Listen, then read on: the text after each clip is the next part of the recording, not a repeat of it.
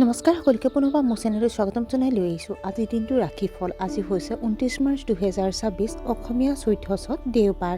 আজি সূৰ্যোদয় সময় পুৱা 5:05 আৰু সূৰ্যাস্ত সময় 5:26। আজি হৈছে একাদশী তিথি আৰু শুক্লপক্ষ। আজিৰ দিনটোৰ প্ৰথম ৰাশি হ'ল মেষ ৰাশি।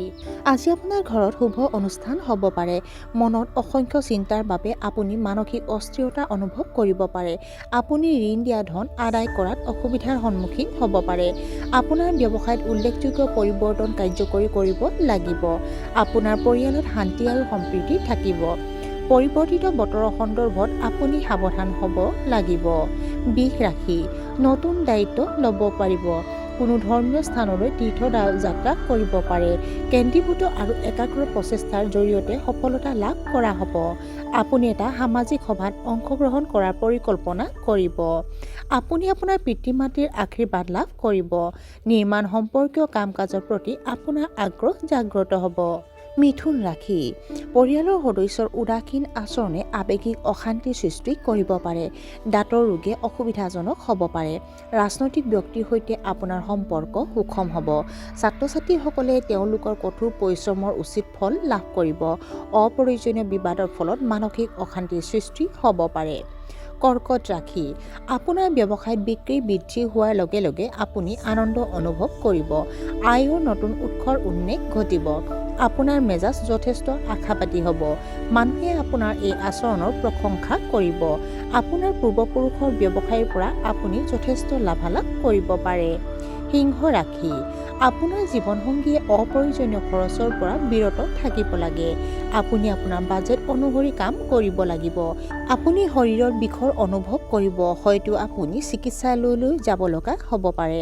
আপোনাৰ কামৰ লগত জড়িত হৈ আপুনি বহুত দৌৰি ফুৰিব লাগিব। আপুনি আজি ভাল ফলাফল লাভ কৰিব, যদিও উচ্চ পৰ্যায়ৰ মনোযোগ প্ৰয়োগ কৰাৰ পিছতহে এই ফলাফল লাভ কৰিব।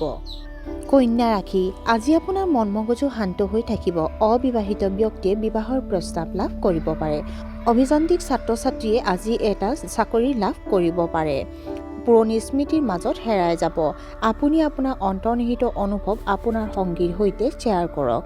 সন্ধিয়া আপোনাৰ স্বাস্থ্য কিছু উঠা-নমা হ'ব পাৰে। লেখাৰ সৈতে জড়িতসকলৰ সৃষ্টিশীলতা কিছু বৃদ্ধি পাব পাৰে। তুলা ৰাশি।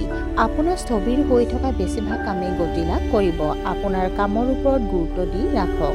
বন্ধুৰ পৰা সহায় বিচাৰিবলৈ কুণ্ঠাবোধ নকৰিব। চলচ্চিত্ৰ উদ্যোগৰ সৈতে জড়িতসকলে ডাঙৰ ডাঙৰ চুক্তি লাভ কৰিব পাৰে। কোনো উল্লেখযোগ্য কাম কৰাৰ আগতে আপুনি জ্যেষ্ঠসকলৰ পৰা পৰামৰ্শ লোৱা উচিত। বৃশ্চিক ৰাশি। আপোনাৰ স্বভাৱটোৱে আনৰ বাবে প্ৰেৰণা হিচাপে কাম কৰিব। ব্যৱসায়ত ডাঙৰ ডাঙৰ ৰিস্ক লোৱাৰ পৰা বিৰত থাকিব লাগে। আপোনাৰ আৰ্থিক অৱস্থা সুস্থ হৈ থাকিব। কৰ্মক্ষেত্ৰত আপোনাৰ প্ৰভাৱ বাঢ়িব। নতুন উদ্যোগ আৰম্ভ কৰিবৰ বাবে এইটো এটা উৎকৃষ্ট দিন। আপুনি ধৰ্মীয় কাম কাজৰ প্ৰতি তীব্ৰ আগ্ৰহ প্ৰকাশ কৰিব পাৰে। ধনু ৰাশি। কৰ্মক্ষেত্ৰত সহকৰ্মীসকলৰ পৰা আপুনি পৰ্যাপ্ত সহায় নাপাব। মানসিক চাপৰ বাবে ডায়েবেটিছ ৰোগত আক্ৰান্তসকলৰ স্বাস্থ্যৰ অৱনতি ঘটিব পাৰে। আপোনাৰ জীৱনসংগীৰ সৈতে আপোনাৰ সম্পৰ্কত টান পৰিব পাৰে। কাৰো ওপৰত অত্যাধিক বিশ্বাস নকৰিব।